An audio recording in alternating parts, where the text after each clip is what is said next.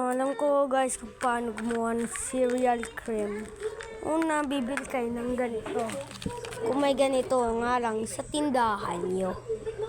At di ko alam kung magkano sa inyo.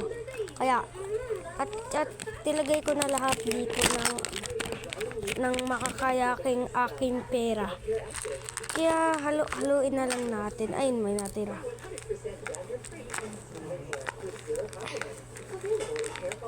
At titikman na natin.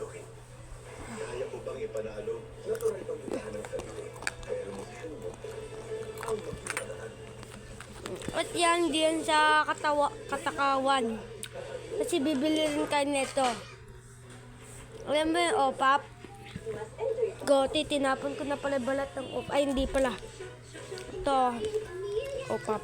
Kung may ganito sa tindahan nyo. Yeah, bye-bye! How to cook?